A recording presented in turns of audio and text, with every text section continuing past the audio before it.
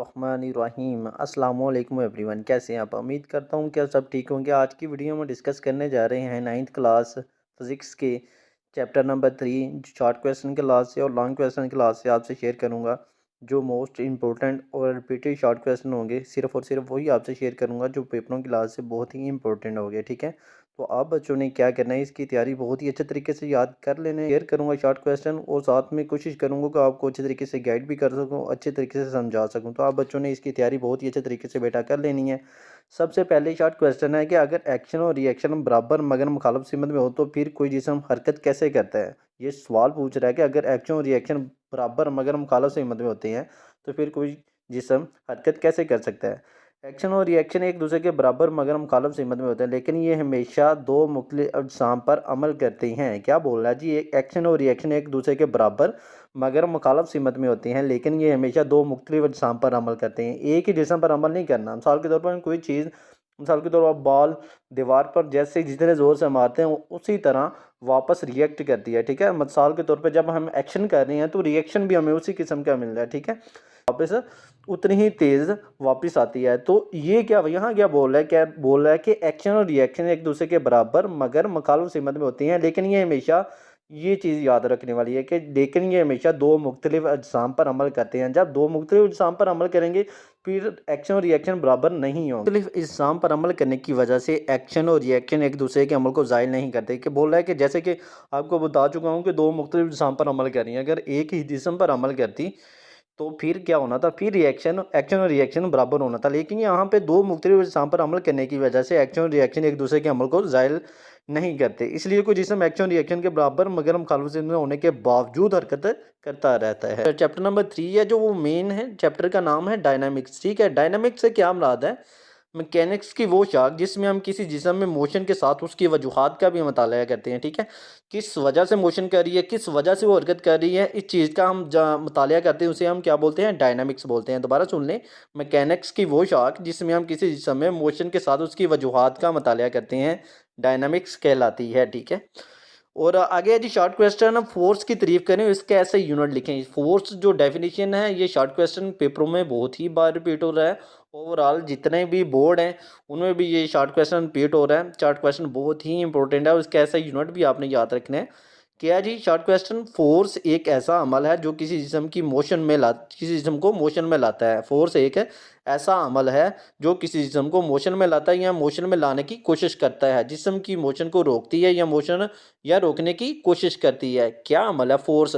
Force बोलते हैं हम किसी भी चीज़ को, मिसाल के तौर पे एक टेबल पड़ा हुआ है, टेबल को जब तक हम फोर्स नहीं लगाएंगे, उसे आगे पीछे नहीं करेंगे, वो मोशन में नहीं होगा। ठीक है, फोर्स बोलते हैं किसी भी चीज़ को एक जगह से दूसरी जगह लेके जाना, उसे हम क्या बोलते हैं? फोर्स। ठीक है, वो क्या बोल रहे हैं? फोर्स एक ऐसा अमल है जो किसी किसी जिस्म को मोशन में लाती है या मोशन में लाने की कोशिश करती है या जिस्म की मोशन को रोकती है या रोकने की कोशिश करती है। मिसाल के तौर पे कोई भी हो सकता है, उसके लिए हमें फोर्स की ज़रूरत होती है। आते हैं तो किस चीज़ फोर्स लगा रहे हैं ना, हम नीचे को फोर्स लगा रहे हैं जिसकी वजह से स्प्रिंग जो उसकी लेंथ उसकी छोटी हो जाती है। आगे शॉर्ट क्वेश्चन है जी, इनर्शिया का कानून क्या है? ये शॉर्ट क्वेश्चन ओवरऑल जितने भी शॉर्ट क्वेश्चन है वेरी वेरी इंपॉर्टेंट है। इनर्शिया का कानून क्या है? न्यूटन का पहला कानून मादे की इनर्शिया की खसूसियात से मुतल्लिक है। न्यूटन का पहला कानून किस चीज़ का? न्यूटन एक साइंसदान है जिसका पहला कानून मादे की इनर्शिया की खसूसियात से मुतल्लिक है, इसलिए इसे इनर्शिया का कानून कहते हैं। ये इनर्शिया की खसूसियात से मुतल्लिक है, इसीलिए इसे इनर्शिया का कानून कहते हैं। न्यूटन का जो पहला कानून है वो इनर्शिया की खसूसियात के मुतल्लिक है, इसलिए हम क्या बोलते हैं? इसे इनर्शिया का कानून बोलते हैं। न्यूटन के पहले कानून के मुताबिक हर जिस्म अपनी रेस्ट की हालत या खत मुस्तकीम या यूनिफॉर्म मोशन को जारी रखता है। क्या बोल रहा है? न्यूटन का पहला कानून क्या बताता है हमें? बोल रहा है कि हर जिस्म अपनी रेस्ट की हालत या खत मुस्तकीम में यूनिफॉर्म मोशन को जारी रखता है बशर्ते कि इस पर कोई नेट फोर्स अमल ना करिए। ज़ाहिर बात है, जब भी किसी चीज़ पर हम कोई फोर्स नहीं लगाएंगे, किसी चीज़ को मोशन में उसको नहीं लेके आएंगे, तो उस पर कोई भी फोर्स नहीं लगाते तो वो क्या होती है? उसकी नेट फोर्स अमल ना कर रही हो तो किस चीज़ पे होती है? वो ज़ीरो पे होती है। ठीक है, मोमेंटम के कंजर्वेशन का कानून क्या है?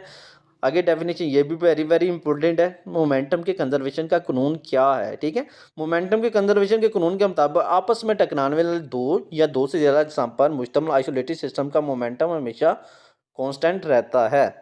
दोबारा सुन लें, आपस में टकराने वाले दो या दो से ज़्यादा की चीज़, आपस में टकराने वाले दो या दो से ज़्यादा जहाँ पर मुश्तमिल आइसोलेटेड सिस्टम का मोमेंटम हमेशा कांस्टेंट रहता है। आ गया जी, जब एक बंदूक चलाई जाती है तो ये पीछे को झटका खाती है, क्यों?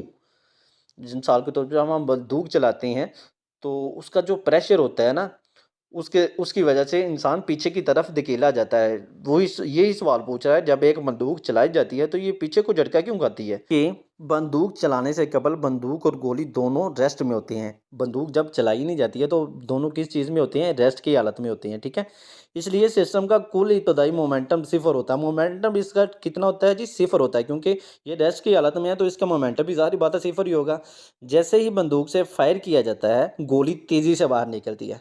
जैसे ही बंदूक से फायर किया जाता है तो गोली तेज़ी से बाहर निकलती है और इस तरह कुछ मोमेंटम हासिल कर लेती है। पहले मोमेंटम क्या था उसका?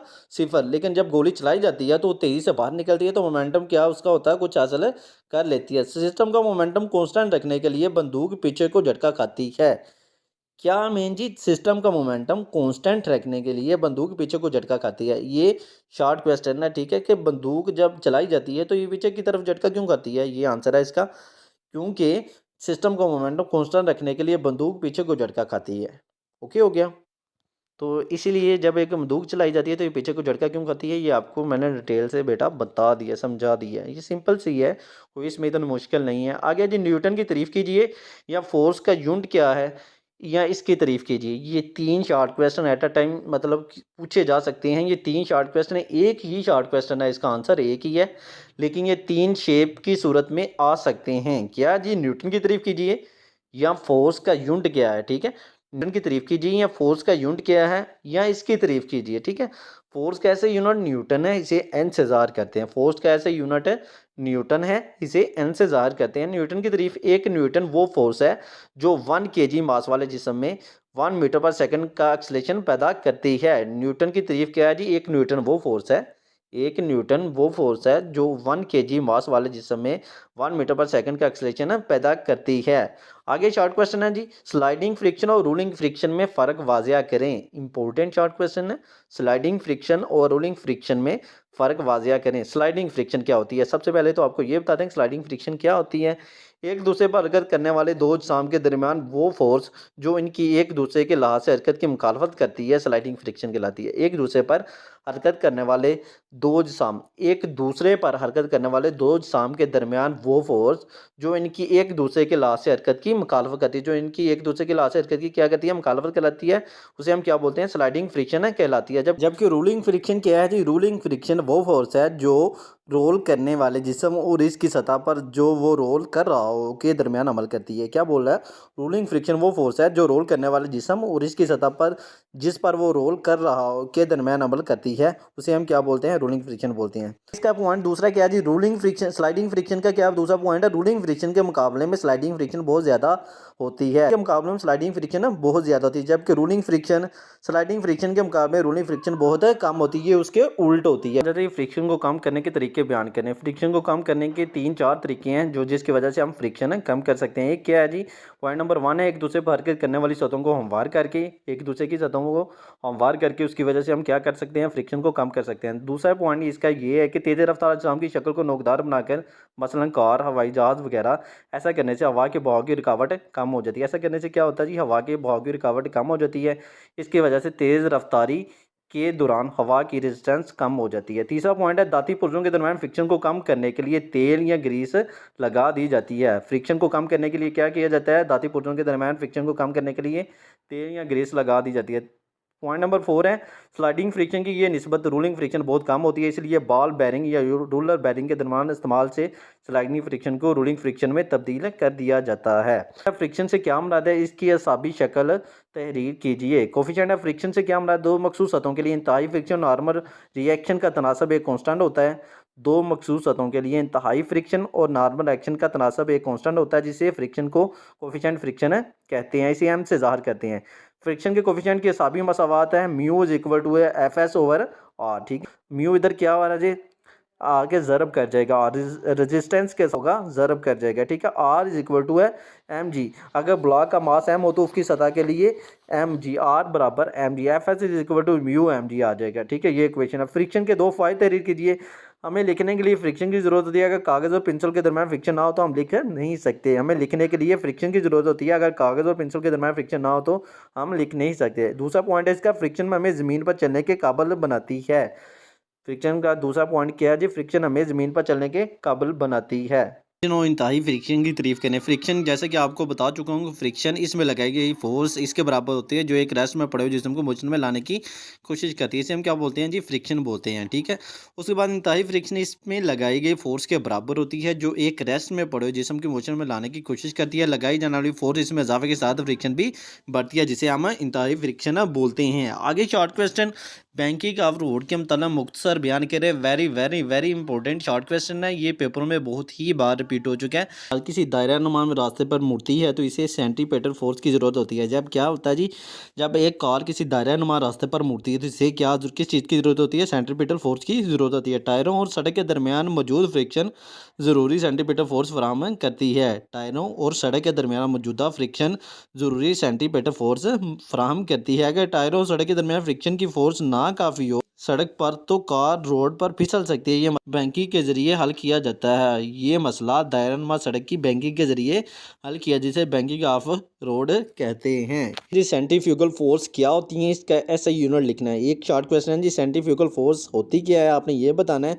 उसके बाद उसका ऐसा यूनिट क्या है उसका आपने नाम लिखना है, ठीक है। ये 2 नंबर का शॉर्ट क्वेश्चन है। इसमें 1 नंबर डेफिनेशन का है और 1 नंबर इसका ऐसा यूनिट जो आपने लिखना है वो है, ठीक है। न्यूटन के मोशन के तीसरे कानून के मुताबिक, न्यूटन के जो मोशन है उसके तीसरे कानून के मुताबिक सेंटीमीटर फोर्स का रिएक्शन भी मौजूद होता है। सेंटीमीटर फोर्स का रिएक्शन भी मौजूद होता है न्यूटन के तीसरे कानून के मुताबिक। ये सेंटीमीटर रिएक्शन जो डोरी या दायरे में हरकत करने वाले किसी भी जिस्म को बाहर की तरफ खींचता है। ये क्या करता है जी, सेंटीमीटर रिएक्शन जो डोरी या दायरे में हरकत करने वाले किसी भी जिस्म को बाहर की तरफ खींचता है, जिसे हम सेंट्रीफ्यूगल फोर्स कहते हैं। और इसका यूनिट क्या है, सेंट्रीफ्यूगल फोर्स का जो यूनिट है उसे हम न्यूटन कहते हैं। सेंट्रीफ्यूगल फोर्स का यूनिट क्या है जी, न्यूटन है। आगे है जी सेंटीमीटर एक्सेलरेशन की तारीफ करें, इसके मसवाद लिखें। सबसे पहले आप सेंटीमीटर एक्सेलरेशन की डेफिनेशन करनी है, उसके बाद उसकी क्या हमने लिखना है जी, मसवाद लिखनी है। सेंटीमीटर फोर्स की वजह से पैदा होने वाले एक्सेलरेशन को सेंटीमीटर एक्सेलरेशन है कहते हैं। ए सी से ज़ाहिर करते हैं। ए सी इज इक्वल टू वी का square over r.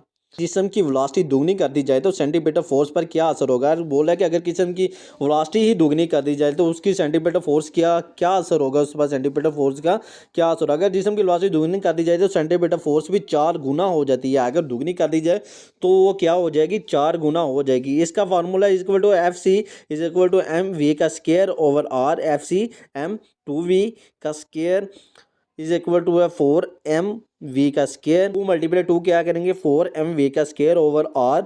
F c is equal to 4f बेटा 4 से क्या मना इसकी मसवाद लिखें। ये देखें कोई भी शॉर्ट क्वेश्चन बेटा होता है, अगर वो बोल रहा है कि इसके डेफिनेशन करें या इसका यूनिट लिखें या इसकी डेफिनेशन करें और इसकी क्या करनी है, हमने मसवाद लिखनी है, तो ये बात याद रखना कि जो उसकी डेफिनेशन हमने करनी है, जो उसकी हमने तारीफ करनी है, उसका भी 1 नंबर है और उसकी जो मसवाद लिखनी है या उसका जो यूनिट लिखना है या उसके जो यूनिट की डेफिनेशन करनी है, तारीफ करनी है, उसका भी 1 नंबर है। दोनों को ऐड करेंगे तो ही हमें शॉर्ट क्वेश्चन के 2 नंबर मिलेंगे। अगर हमने एक उसकी डेफिनेशन ही कर दी है, उसका यूनिट नहीं किया, तो हमें क्या करेंगे, सिर्फ और 1 नंबर लिखेंगे। ये बच्चे गलतियां कर जाते हैं, वो बोलते हैं जी हम सारी कर रहे हैं, हम ये करके आए हैं, हम वो करके आए हैं। यहाँ तक कि जब तक आप दोनों ये पॉइंट नहीं लिखेंगे, उसकी डेफिनेशन भी नहीं करेंगे और उसकी मसवाद या उसका यूनिट या उसकी यूनिट की डेफिनेशन नहीं लिखेंगे, आपको 2 नंबर नहीं मिलेंगे। तो आप बच्चों ने इस चीज़ को अपने जहन में रखना है कि उसकी मसवाद और उसकी डेफिनेशन या उसका यूनिट या उसकी डेफिनेशन आपने दोनों ये करनी है, तो ही आपको 2 नंबर मिलेंगे, ठीक है।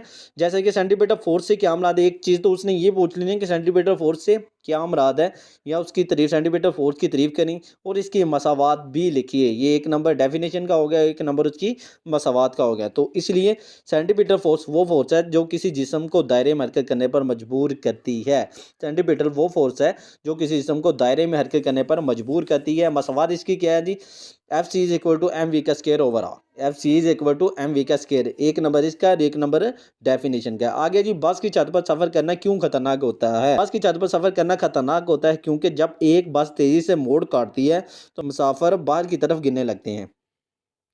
क्या वजह है जी? क्योंकि जब एक बस, ज़ाहिर बात है, जब बस तेज़ी से मूव कर रही है तो अचानक ब्रेक लगाएंगे, मुसाफिर बाहर की तरफ गिरने लगती है। नशिए की वजह से इनके जिस्म सीधी लाइन में अपनी हरकत जारी रखना चाहते हैं, इसलिए इनके जिस्म का ऊपर वाला हिस्सा बस के मोड़ के मुकाबले से मतलब में झुक जाता है।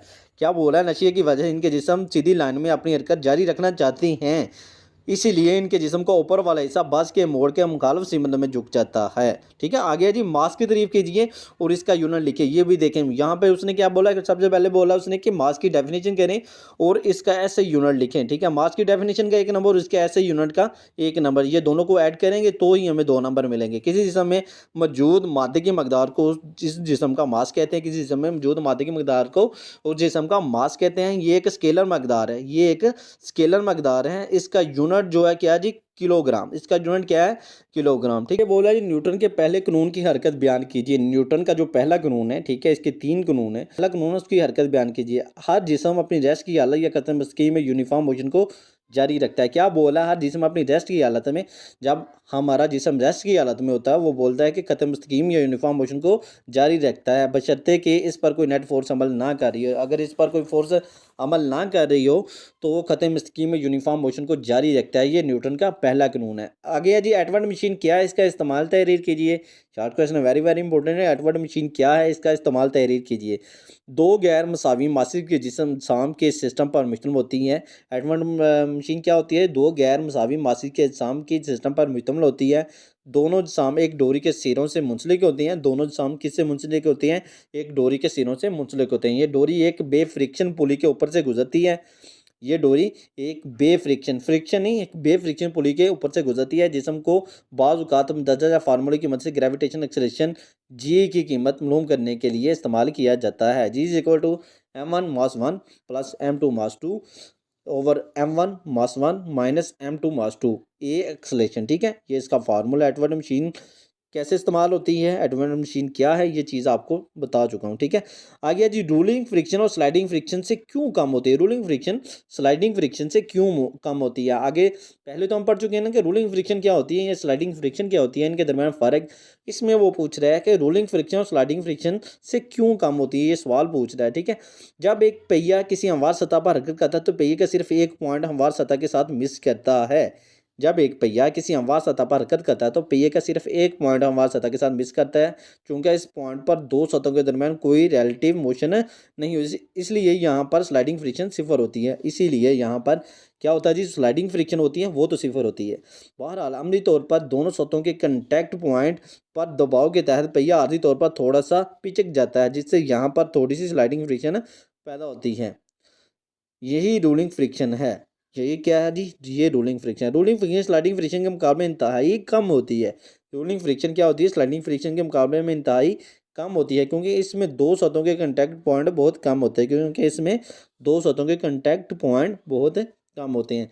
तो ये चैप्टर नंबर 3 के शॉर्ट क्वेश्चन है जो आपसे शेयर किए हैं। ये very very very important short question है जो आपसे शेयर कर रहा था। तो आप बच्चों ने क्या करना है बेटा, इसे बहुत ही अच्छे तरीके से याद कर लेना है। ठीक है, पेपरों की आपने तैयारी पहले भी आपको गाइड कर चुका हूँ कि पेपरों की तैयारी अभी से आप स्टार्ट कर लें। जो शॉर्ट क्वेश्चन आपको शेयर कर रहा हूँ, महीने या 3 महीने रह जाते हैं, तो यही शॉर्ट क्वेश्चन आपको मिलने हैं याद करने के लिए। तो अभी से ये चीज़ें स्टार्ट करें ताकि आपकी तैयारी बहुत ही अच्छे तरीके से हो जाए। अल्लाह पाक से दुआ है, अल्लाह पाक आप तमाम बच्चों को अच्छे से अच्छे मार्क्स से कामयाब करें। आमीन। मिलते हैं अपने नेक्स्ट वीडियो में।